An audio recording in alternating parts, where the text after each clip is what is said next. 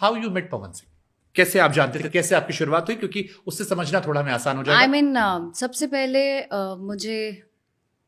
मैं film industry में आई 2011 में। रवि किशन जी के साथ मुझे पहला डेब्यू करने का मौका मिला। सत्यमेव जयते फिल्म हिट हुई, लोगों ने बहुत पसंद किया। बैक टू बैक हमने 3-4 फिल्में की, जिससे मेरा नाम हुआ। अक्षरा समथिंग, कोई एक लड़की आई है जो पटना से है, वहाँ से मेरे करियर की शुरुआत हुई। और यहाँ चंद फिल्मों को करने के बाद मेरी मुलाकात हुई, जैसा कि नाम लिया आपने।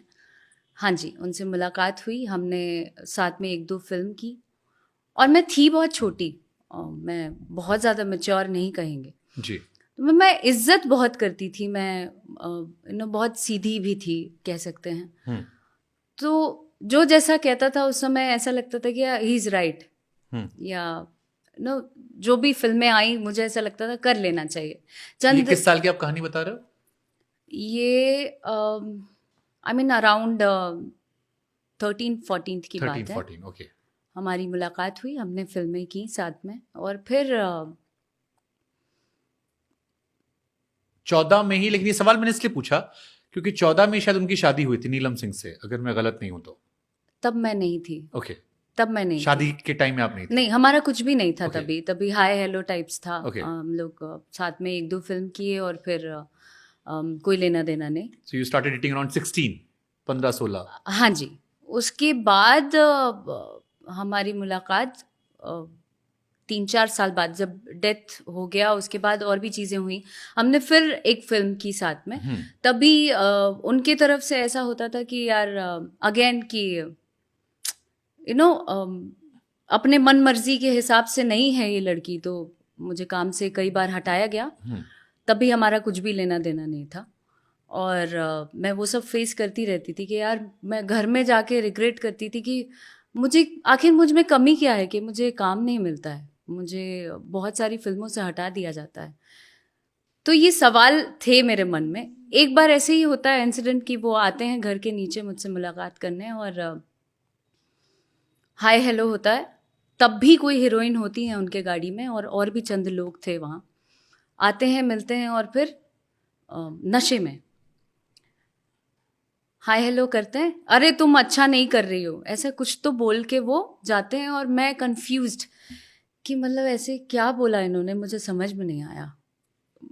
अगर आप शुद्ध शब्दों में बोलें तो हम एक समय में बहुत भकोल रहे हैं, लोल टाइप के, जिसको समझ में नहीं आता था कि क्या हो रहा है। और 5-10 मिनट बाद ट्यूबलाइट जैसा खुलती थी मैं कि हाँ ये हो गया। और रोड क्रॉस करते हैं और उनका एक्सीडेंट हो जाता है, पवन सिंह का। और एक्सीडेंट होता है ना, आई वाज लाइक क्या हो गया। मेरे सामने होता है, हाथ पैर ठंडे हो जाते हैं, और मुझे ऐसा लगता है कि मुझसे मिलने आए थे और ऐसे हो गया। और नेक्स्ट डे सुनती हूँ मैं, इल्जामात के लंबे चिट्ठे मेरे ऊपर आते हैं। लोग कहते हैं ये मुझे साल नहीं याद है, एक आइडिया, मतलब अलग होने के बाद यहाँ से शुरुआत हो रही थी। शुरुआत, अच्छा, ये शुरुआत, हाँ, बहुत पहले की बात है। ठीक है, वहां से इल्जाम चल रहे हैं। वहां से इल्जाम चल रहे हैं। और उसके बाद ऐसा हो जाता है कि इस लड़की से मिलने गए तो ऐसा हो गया, इसी के चक्कर में ये हो गया, इसी के चक्कर में वो हो गया। पूरी इंडस्ट्री में तमाम बातें इधर उधर चलने लगी।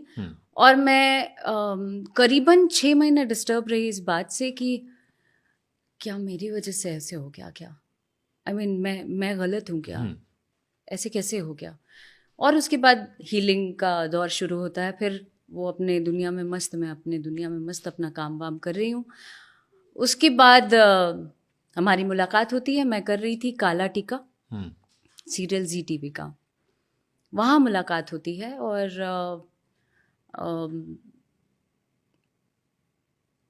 एकदम से मैं ब्लैंक भी हो रही हूँ, बट ठीक है, मुझे बोलना है। वहाँ पे मुलाकात होती है, और फिर होता है सामने से अप्रोच, जिसको अब लोग कहते हैं कि यार मैं ज़बरदस्ती अपना नाम पाने के लिए या मुकाम पाने के लिए लड़कियां घुसती हैं, और उसके बाद अपना नाम बनने के बाद ऐसे करती हैं वैसे करती हैं। तो हमने फिल्म की शुरुआत की। हमने साथ में लगातार कम से कम 13 से 15 शोज़ किए बैक टू बैक। वहाँ लोग मुझे पसंद करने लगे। धीरे धीरे चल के मैं भी इमोशनल हो गई, उनकी तरह तरह की बातों में आ गई। ऐसा लगा कि यार he is the only one made for you, made for me, and और कुछ हो नहीं सकता है। उसके बाद मुझ पे धीरे धीरे जब ऐसा लगा कि ये लड़की क्लच में आने लगी है, यू नो, जो मैं कह रहा हूँ सारी बातों को मानना, सब कुछ करना, उनका एक अलग फेज शुरू हो गया। आप लिव इन में भी थे, राखी जी। सावंत ने ऐसा आरोप शायद लगाया था आप ना, आरोप के तो मतलब चिट्ठे हैं। आरोप तो कई लोग कई कुछ लगाते हैं, लेकिन ज़रूरी नहीं है कि वो सारी बातें सच हों। हम इसीलिए हम चाहते हैं कि आप जो आप पर आरोप लगते हैं जी, हम जहाँ से जिस बैकग्राउंड से आते हैं, हमें लिव इन का तो परमिशन दूर दूर तक हम अपने पेरेंट्स को नहीं समझा पाएंगे कि हमको यू नो किसी के साथ रहना है बिना शादी के, तो हम वैसे नहीं करते थे। लेकिन हाँ, धीरे धीरे जब अब उनकी बातों में आने लगी मैं, क्या अच्छा लगा था उनका आपको? ऐसा लगता था कि वो जो भी कहें उनको मानना ज़रूरी है। मेस्मराइज हो गई थी आप पूरी तरह से? मेस्मराइज तो हो गई थी, और मैं जैसी एक्चुअल इमोशनल लड़की हूँ, मुझे ऐसा लगता है कि कमिंग फ्रॉम दैट बैकग्राउंड, आप समझते हैं, बट एक बिहार की लड़की या एक यूपी की लड़की किसी के साथ अगर कमिटेड हो जाए तो फिर ऐसा लगता है ज़िंदगी ही इसमें है, चाहे मैं मर जाऊं, चाहे मैं जी जाऊं, या जो भी हो जाए।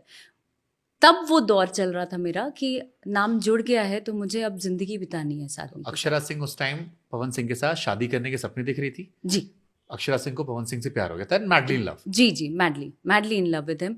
उस इंसान से जिसको कुछ साल पहले उन्होंने एक शराबी के तौर पर देखा कि नीचे आया, हंगामा किया, उसी शख्सियत से प्यार हो गई, जो जिसकी शादी टूट गई थी, जिसकी बीवी ने सुसाइड कर लिया जी था। वो सब सोचा ही नहीं। मुझे ऐसा लगा कि आई मीन जो है, ये जो बोल रहा है ये सब सच है।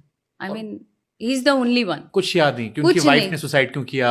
कुछ नहीं, मैं तह तक थी ही नहीं। मुझे कुछ आधी बातें पता भी थी, आधी बातें नहीं पता थी। मुझे ऐसा लगता था कि वो जो है वही सत्य है और कुछ नहीं। लोग गलत, आपको लगता है आज के टाइम में कि लोग जो कहते हैं कि प्यार में देखना बंद होता है, आप सही चीजों को भी देखने का, आप अपने दिल को वजह देते हो, समझा लेते हो अपने आप को? ऐसा कह सकते हैं कि हम जो देखना चाहते हैं वही हमें दिखता भी है। ठीक है, तो ये हैप्पी पीरियड फिर कितना लंबा चला आपका? ये चला करीबन मुश्किल से 1 साल। 1 साल के बाद हम साथ में काम करने लगे। उसके बाद उनका वो डोमिनेटिंग वाला जो फेज था ना, वो शुरू हो गया। किस चीज को डोमिनेंस? डोमिनेंस एज इन मैं रोज उनके जगने से पहले अपने घर पर झूठ बोल के जाती थी कि मैं जॉगिंग करने जा रही हूँ, मैं जिम जा रही हूँ, और मैं उनके सुबह उठने का वेट करती थी घर के बाहर। उनको उठाती थी, उनका सारा काम करती थी, उनको खाना बना के खिलाती थी। एक एक चीज़ जो एक औरत करती है वो सब करती थी। उसके बाद मुझे ऐसा लगता था ये मेरी ड्यूटी है। आपने मन में पति परमेश्वर सा बना लिया था, जो भी कह सकते हैं आप। उसके बाद फिर ऐसा होता है कि रात में पूरे दिन काम करते थे, रिकॉर्डिंग्स, गाना बजाना या शूट, वो ख़त्म करके रात में उनके सोने का इंतज़ार करती थी मैं कि वो सोएंगे, उसके बाद मैं चुपके से घर जाऊंगी और उन्होंने किसी को पता भी नहीं चलेगा, घर में भी नहीं पता चलेगा। एक डर था मेरे मन में कि घर में नहीं पता चलना चाहिए। मुझे ऐसा लगता था पेरेंट्स को नहीं पता चलना चाहिए। वो टाइम मैं इतनी एज में तो पहुंच चुकी थी कि सही गलत पता था, और मन में ऐसा लगता था कि ये कर रही हूँ मैं, ये गलत है। घर में अगर पता चला तो पेरेंट्स डांटेंगे, तो ये डर मतलब लेकर छोटे शहर का जो आपके ग्रोन अप होता है, मेंटालिटी आती है, वो आपके जहन में मेंटालिटी थी। वो मेरे जहन में थी। हाँ। और ये मेरा पर सिलसिला, मोहब्बत में दीवानगी इतनी ज्यादा थी कि आप बहते चले जा रहे थे। कुछ नजर नहीं आता था। हाँ, बट ज्यादातर लोग प्यार में ऐसे ही करते हैं। आप अकेले कहानी नहीं है उस टाइम, शायद हम सब नहीं है, जो लोग देख भी रहे होंगे सब नहीं ऐसे क्या होगा, छिप छिपा के माँ बाप से झूठ बोलना, जाना आना मिलना। आपको लगता है शायद यही जिंदगी, यही तो? हाँ, यही जिंदगी लग रही थी। हाँ। और कट्टू ऐसा भी लगता था कि यार एक टाइम ऐसा आएगा जब मैं समझा लूंगी, मतलब जब फेस करना रहेगा घर में तो मैं कर लूंगी, स्टैंड ले लूंगी इस इंसान के लिए। हाँ, स्टैंड ले लूंगी, बता दूंगी।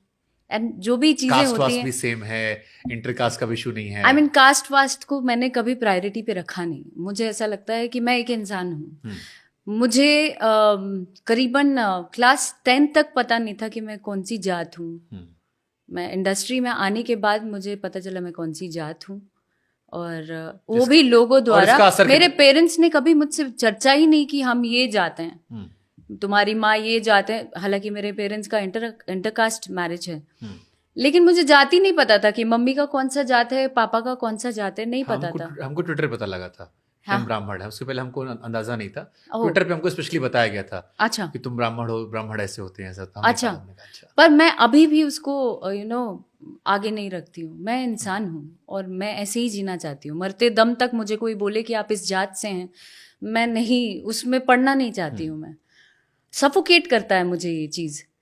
और उसके बाद तो ये जो पीरियड आपका चल रहा था जिसमें आप खाना बना रहे थे, साथ में शूट कर रहे थे, फिल्में आ रही थी, शाम को ड्रॉप कर रहे थे, सुला के लौट रहे थे, सुबह अच्छे बच्चे की तरह उठा रहे थे, सब अच्छा था या इसमें भी कुछ आपकी नजर में था जो आपको दिखाई नहीं पड़ा, जो बाद में शायद दिखा? 1 साल बाद क्या 1 साल होते होते ऐसा हो गया कि जब देखा कि क्लच में आ गई है, फिर होने लगा कि तुम स्टेज पे सबके सामने बोलो कि तुम्हारा मेरे से अफेयर है। okay. तुम फिल्मों के दौरान सबको बोलो इंडस्ट्री में कि तुम्हारा मुझसे कुछ है। okay. तुम और मैं कहती थी, डर लगता था घर में पता चल जाएगा, ऐसा वैसा। ओ दैट मीन्स कि तुमको दिखाना है कि तुम और भी कहीं एक्सप्लोर कर सकती हो, एक्सप्लोर कर सकती हो, लोगों से मिल सकती हो, तुमको काम पाना है, तुम रिश्ते बनाओगी, तुम और लोगों को फ्लर्ट करोगी। बहुत सी बातें ऐसी थी, जबकि मेरे मन के भीतर ये ज़रा मतलब दूर दूर तक मैंने नहीं सोचा था कि मैं एक इंसान के साथ किसी को डेट कर रही हूँ, उसके बाद मैं नज़र उठा के भी किसी को देख लेती हूँ तो वो पाप है। मेरे जैसी लड़की को उस समय ऐसा लगता था। अब ये चीज़ें शुरू हुई, स्टेज पे जाने लगी मैं। फिर एक दौर शुरू हुआ जहाँ पे मुझे पैर छूना था। मैं पब्लिकली जाऊँ स्टेज पे, मेरा पैर छूना है। तो ये पवन सिंह ने आपसे कहा क्या कि पैर छूना? जी, मेरा पैर छूना है, क्योंकि मुझे पसंद है।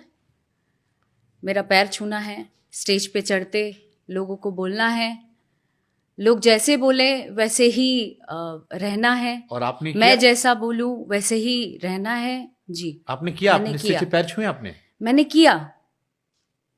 किया और बहुत सी चीज़ें ऐसी हुई हैं जिन बातों को मैं एकदम क्लियर अपने थोड़ा टाइम लेके बोलूँगी, लेकिन एक एक बात मैं बताना चाहती हूँ, अपने लिए नहीं, उन सारी लड़कियों के लिए जो ये फेस करती हैं और चुप रहती हैं, और कई कर भी रही होंगी, और कई कर भी रही हैं, और उसके बाद उसका एंड रिजल्ट ये होता है कि वो मर जाती हैं कि लोग क्या कहेंगे, मेरे पेरेंट्स क्या कहेंगे, लोग जज करेंगे, वो लड़का क्या कहेगा।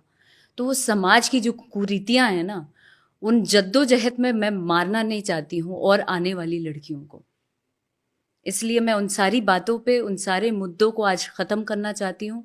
वो सारी बातें आज बताना चाहती हूँ जो मैंने झेला है एक समय में। अभी ये एक सिलसिला शुरू हुआ जहाँ पर मुझे डोमिनेट किया गया, मुझे हर तरीके से क्रश किया गया मेंटली। मैं जब सेट पे जाती थी तो ऐसा होता था कि शॉट लगा है, मुझे पैर छूना है। जिस दिन पैर मैंने ऐसे छू लिया, पूरा हाथ टच होना है।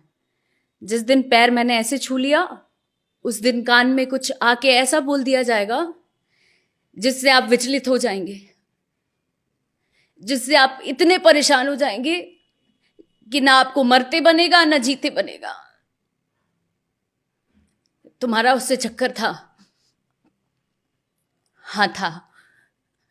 तुम्हारा उससे चक्कर था? नहीं था। उससे चक्कर था? हाँ था। नहीं था? नहीं था। वो करते करते अचानक मेरे ऊपर बड़ाम से टीवी फोड़ दिया जाता है, टेबल फोड़ दिया जाता है, क्योंकि तुम एक्सेप्ट करो तो भी तुम गलत हो, तुम नहीं एक्सेप्ट करो तो भी तुम गलत हो। तो मैंने उस दौर को देखा है जहां जानवर को देखा है मैंने। तो इतनी डरा दी गई मैं, कंटिन्यू इतनी डरा दी गई मैं कि मुझे डर से डर लगना बंद हो गया।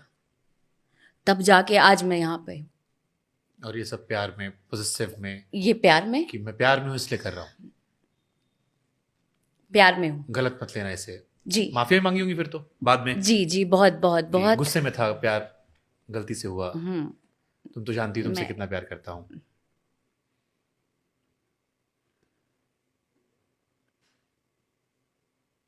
आप पानी पियेंगी? हम्म।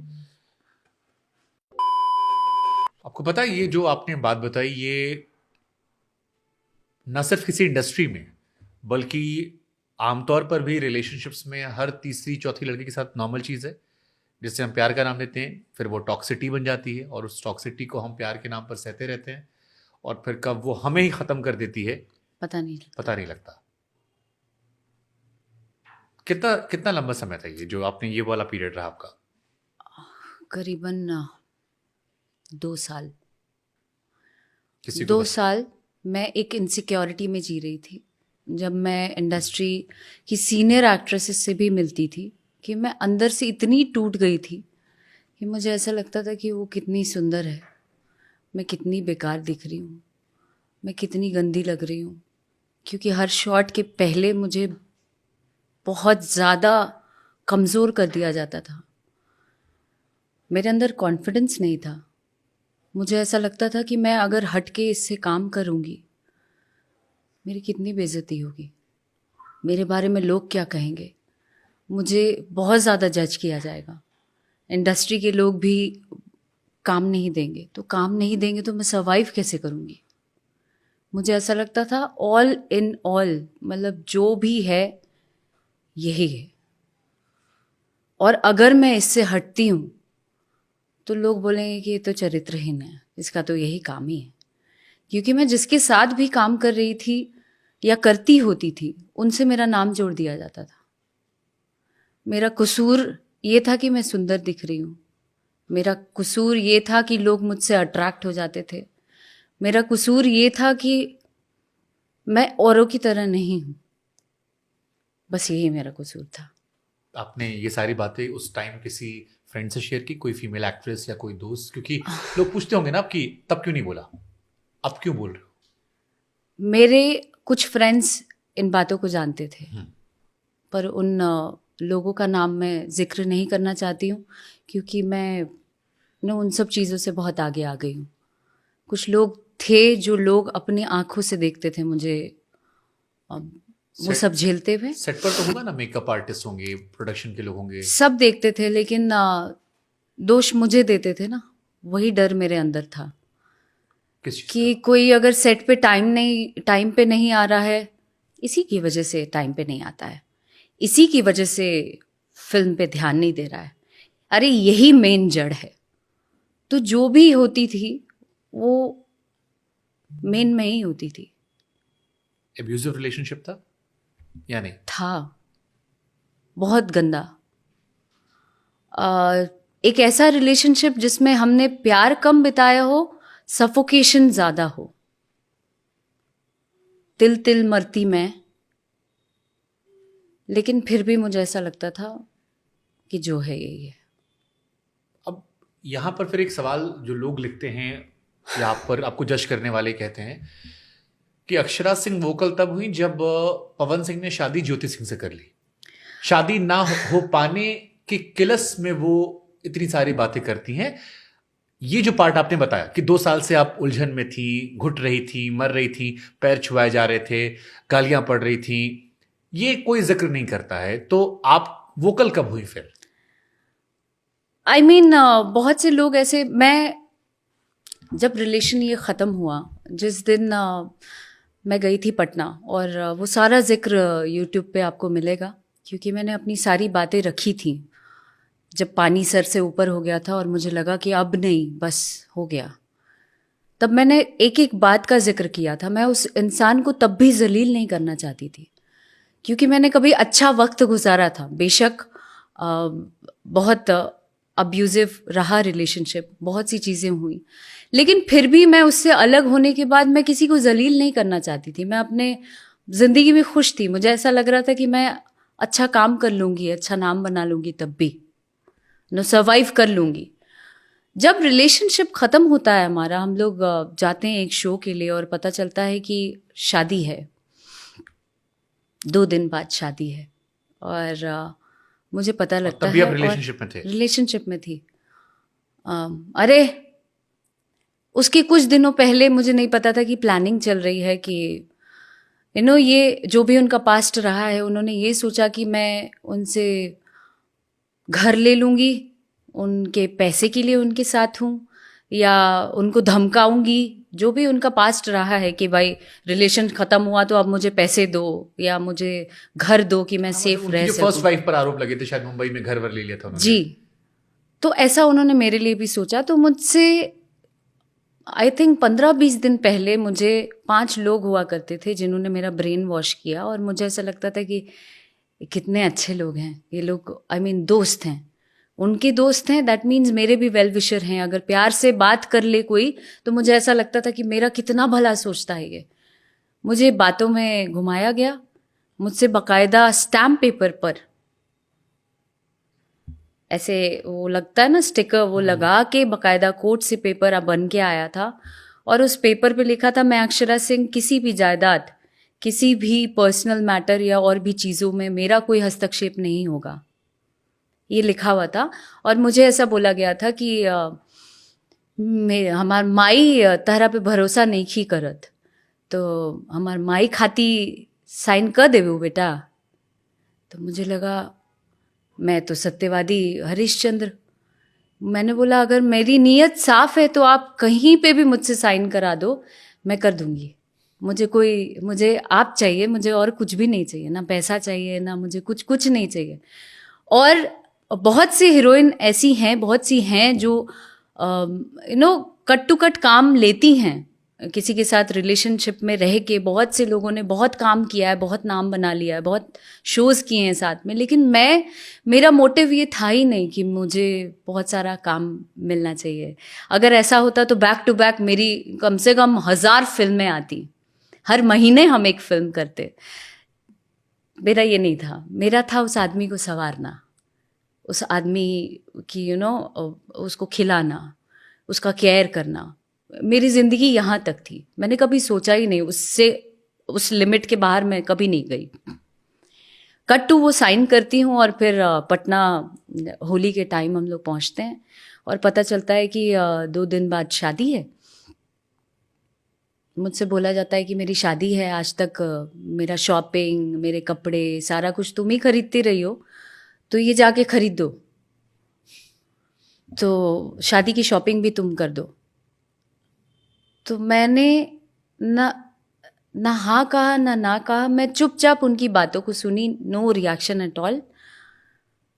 मैंने बोला ठीक है चलती हूँ। गई जाके पटना में। अब चूंकि उनको बहुत बड़ा शौक था कि वो उजागर करें कि हमारा रिलेशनशिप रहा था, हमारा रिलेशनशिप था, ये उनको उजागर करना था। तो मंच पे जितना बोला, मेरी बंदी है जी, मतलब मेरी बंदी है जी, तो कोई और ना देखे जी। तो अब तो पूरी पब्लिक जानती थी कि भाई इन्हीं दोनों की शादी हो रही है। शादी की खबर फैली और ऐसा हुआ कि अक्षरा और ये ही शादी कर रहे हैं, जबकि ऐसा था नहीं। मैं पहुंची, उनके कपड़े से लेके यहाँ तक कि मैंने बोला कि लड़की का भी कपड़ा ले लीजिए। क्यों कर रहे थे आप ये? फिर आप तो प्यार करते थे, आप तो रिलेशनशिप में थे। क्योंकि जब आपको तो पता नहीं, आपको डिश कर दिया गया, फिर आप क्यों कर रहे थे? जिद नहीं थी। नहीं, आपको पता उन्होंने डिच कर दिया गया आपको। पर मुझे जिद नहीं थी, मेरी जिद नहीं थी उसको पाने की। मैं प्यार निस्वार्थ करती थी। मुझे ये नहीं चाहिए था कि वो ज़बरदस्ती मेरे साथ रहे। जब सामने वाला जिसके साथ आप रहने की इच्छा जाहिर कर रहे हैं, या जिसके साथ आप समय बिता रहे हैं, जिसको आप प्यार करते हैं। वो अरेंज मैरिज थी या वहां भी लव था? Arrange marriage. तो आप की रहने वाली ज्योति सिंह। हाँ जी। तो आप प्यार को ज़बरदस्ती अपने पास नहीं रख सकते हैं। तो जब सामने वाले ने ये खुल के कह दिया आपको, तो फिर वहां पे इफ बट की बात नहीं आती है, ना कोई सवाल होता है। बट आपका तो अधिकार था ना, आप उनको खाना खिला रही थी पवन सिंह को, आप उनको कह रही हैं मैं पवन सिंह को सजाती थी, पवन सिंह को संवारती थी, सुलाती थी, उठाती थी, सारी चीजें, पैर छू रही थी स्टेज के मंच पर। जब वो शादी कर रहे हैं और आपसे कह रहे हैं कि 2 दिन बाद मेरी शादी, शॉपिंग कर लो, तो आपको तो अधिकार था ना पवन सिंह से पूछने का कि फिर मेरे साथ क्या था? नहीं। मैं क्यों कर रही थी? नहीं। क्या तुमने मेरा इस्तेमाल किया? नहीं, मैंने ये सब कुछ नहीं पूछा। इसलिए नहीं पूछा कि जब आप कहीं पे ना निस्वार्थ रहते हैं ना, तो आप किसी को बांध के नहीं रख सकते हैं अभी भी आपको ये लगता है आपको। हाँ, या अभी भी ये लगता है, या लगता है कि नहीं, अच्छा होना और बेवकूफ होने में अंतर होता है? लगता है अब लगता है। फिर आपने शॉपिंग करवा दी। हाँ जी। वो एक गाना आया था प्रियंका चोपड़ा की, साजन साजन तेरी दुल्हन सजाऊंगी। अब हाँ, बड़ा अच्छा कह सकते हैं तो या आपने दूल्हा सजा दिया, अपने ही जिनको ख्वाबों में पति मारा उनको सजा सवा कर किसी और के पास भेजा। भेज दिया। फिर अब उसके बाद हम जिस जगह से, जिस बैकग्राउंड से आते हैं, हम किसी के साथ शादी होने के बाद नहीं रह सकते हैं। ये परवरिश मिलती है, हम बचपन से यही सीखे हैं समाज में रह के, दिस इज नॉट राइट। तो मेरे मन में मैं तिल तिल वहाँ से ही मरना शुरू हो चुकी थी। मैं